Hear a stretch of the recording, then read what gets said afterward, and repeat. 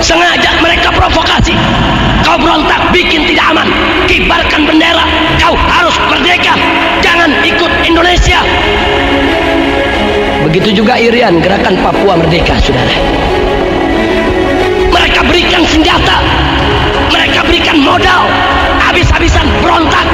Yang penting merdeka dari Indonesia. Tidak boleh kita biarkan republik ini terpecah belah.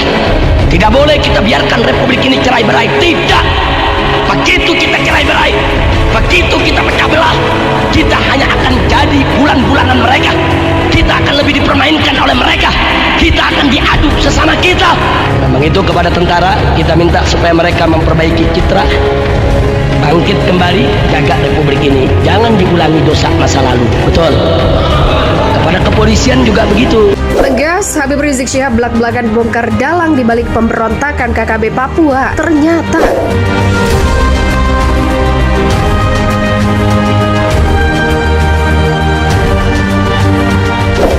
terbongkar, Imam Besar Habib Rizik Syihab belak-belakan menyampaikan siapa dalang di balik pemberontakan kelompok KKB Papua.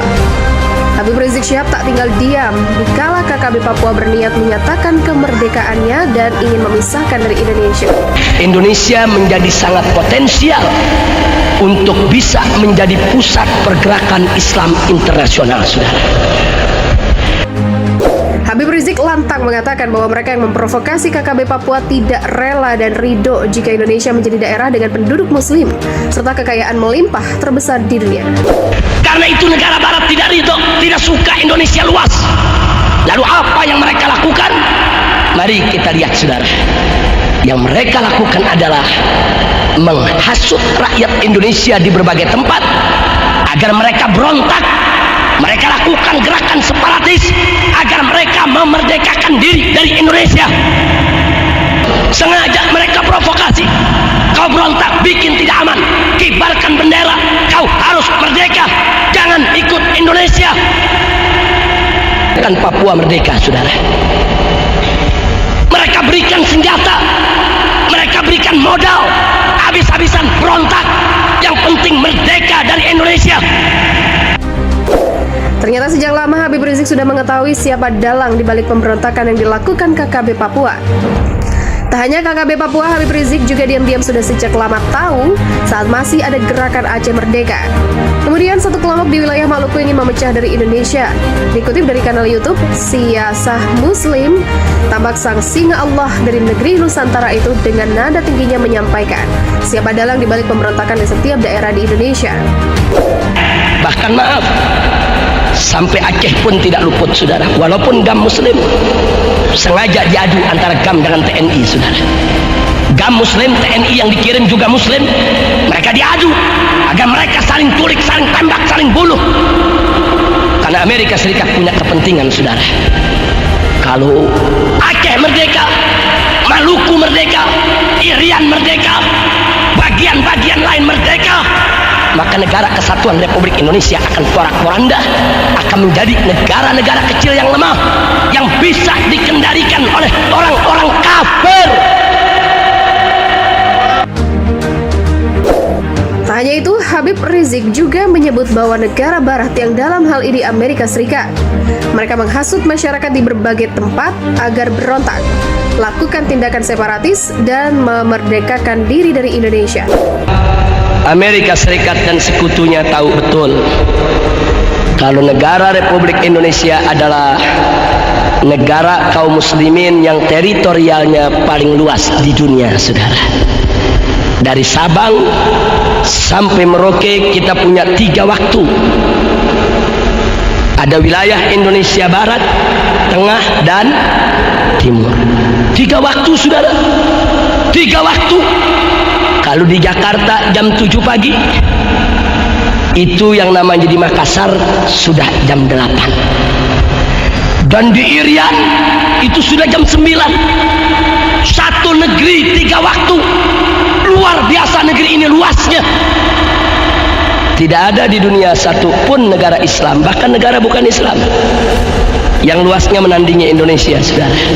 Masya Allah. Dulu yang menandingi kita Uni Soviet, Tapi Uni Soviet sudah bubar. Jadi negara-negara kecil. Tapi sekarang Indonesia ini negara kaum muslimin yang wilayahnya paling luas di dunia. Sehingga begitu juga Papua, saudara. Mereka berikan senjata, kucurkan modal habis-habisan agar Papua berontak dan merdeka dari Indonesia karena Amerika dan kepentingan saudara. Begitulah ucap Habib Rizik berapi-api. Lebih dari itu, Habib Rizik menyampaikan jika beberapa bagian itu telah merdeka dari Indonesia, maka dipastikan Amerika akan memporak-porandakan orang lemah dan Indonesia akan dikuasai orang kafir. Hati-hati saudara, makanya Anda jangan kaget jika mereka yang ingin memerdekakan mempunyai senjata dan peralatan tempur lainnya. Begitulah tugas Habib Rizik. hati-hati saudara. Makanya Anda jangan kaget. Siapapun di Indonesia yang ingin berontak, mau merdeka, didukung saudara. Diberikan senjatanya, diberikan modalnya, didukung. Yang penting Indonesia pecah. Mereka sudah berhasil melepaskan Timur Timur dari pangkuan Republik. Dan saat ini mereka incar Irian, mereka incar Maluku, mereka incar Aceh, mereka incar Riau, Minahasa, Manado, semuanya. Maka itu saya ingatkan umat Islam, jangan terpancing. Kewajiban kita untuk menjaga keutuhan Republik ini. Karena selama Indonesia bersatu tidak pecah, kita menjadi negara paling luas di dunia. Kita punya potensi dan kekuatan yang bisa mengimbangi kekuatan Barat. Tapi kalau kita sudah pecah, kita lemah, kita tidak punya kekuatan, dan kita akan diinjak-injak oleh orang kafir. Allahu Akbar. Saya mau tanya semua yang ada di sini, mau diinjak-injak sama orang kafir tidak? Mau negara Indonesia ini pecah tidak? Maka itu merupakan kewajiban kita saudara. Tidak boleh kita biarkan Republik ini terpecah belah. Tidak boleh kita biarkan Republik ini cerai-berai. Tidak. Begitu kita cerai-berai, begitu kita pecah belah, kita hanya akan jadi bulan-bulanan mereka. Kita akan lebih dipermainkan oleh mereka. Kita akan diadu sesama kita. Masya Allah. Makanya hati-hati Pak, Bu. Semenjak dulu Amerika sudah lihat di Indonesia ini ada dua hijau yang kuat. Ada dua hijau yang kuat. Hijau yang pertama adalah hijau Islam. Hijau yang kedua adalah hijau tentara, saudara. Karena itu kalau mau menghancurkan Indonesia, hancurkan dua hijau ini. Maaf, tentara sudah dihancurkan, saudara. Tentara sekarang ini kayak macan ompong. Tentara sudah dihancurkan, dihujat di mana-mana, dirusak, diberi, disikat. Dan Anda biar tahu, saudara, sengaja tentara kita diembargo. Tidak boleh beli senjata, tidak boleh beli amunisi, tidak boleh beli peralatan perang. Ya, tentara kita mau dikebiri habis-habisan, saudara. Hati-hati Pak, Bu ya. Kalau tentara Republik Indonesia sudah lumpuh, setiap saat mereka bisa serbu negeri kita kapan saja untuk mereka kotak-kotak ini negeri, saudara. Sengaja kita diadu domba. TNI kita diobok-obok, diacak-acak, dihancurkan. Memang TNI kita di masa lalu punya banyak dosa, saudara. Punya banyak kesalahan. Tapi jangan sampai kita lupa diri. Kalau negeri ini tanpa tentara yang kuat, siapa yang mau jaga negeri ini? Siapa yang mau melakukan pertahanan di perbatasan? Siapa yang mau menggunakan senjatanya untuk mengusir tentara-tentara asing yang mau masuk ke negeri kita? Dihancurkan tentara kita. Tolong dicatat, tentara kita saat ini sudah hancur, saudara. Dan tentara sekarang mau bangkit lagi nggak gampang, saudara, butuh waktu. Dan tinggal satu hijau lagi yang belum hancur, saudara, yaitu hijau Islam. Yang dimaksud hijau Islam di sini adalah ulama dengan umat. Di mana-mana ulama saat ini, alhamdulillah, mereka masih memimpin umat, mereka masih bisa menggerakkan umat. Tapi ingat, ulama pun mereka ingkar, saudara. Mereka bisa bunuh setiap saat, mereka bisa fitnah, mereka bisa tuduh dengan berbagai macam tuduhan, mereka bisa penjara, mereka bisa lakukan apa saja untuk menghancurkan kekuatan hijau yang kedua. Maka itu saya tanya sekali lagi kepada semua yang ada di sini, licik tidak mereka? lecek tidak mereka. Maka itu saya tanya semua, tanpa para habaib yang berjuang, apa pemerintah pikir dia bisa pertahankan negeri ini? Tentara kita tidak akan bisa mempertahankan republik ini kalau umat Islam dan ulamanya tidak turun untuk ikut bertahan dan berjuang. Betul? Tolong dicatat saudara, itu peristiwa perang di Ambon di Maluku. Tentara nggak bisa apa-apa saudara, polisi nggak bisa apa-apa, mujahidin yang turun, laskar-laskar Islam yang turun, habaib yang turun, kiai yang turun, ustadz yang turun, umat Islam yang turun ke sana. Kita yang rame-rame perangi RMS, kita kejar mereka, kita tembak mereka, kita perangi mereka sebagaimana mereka memerangi kita. Tentara polisi mabur.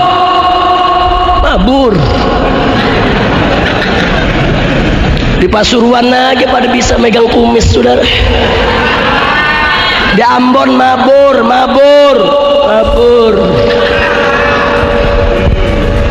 Loh kenapa polisi dan tentara bisa mabur? Orang juga pecah kok. Polisi yang muslim dengan polisi yang Kristen saling tembak. Tentara yang muslim dan tentara Kristen saling tembak. Mereka sendiri kacau kok. Makanya saya ingatkan kepada pemerintah, jangan menuduh ulama sembarangan. Tanpa kehadiran mujahidin, tanpa kehadiran para laskar Islam di Ambon kemarin, dengan izin Allah, mungkin Maluku sudah lepas dari republik saudara.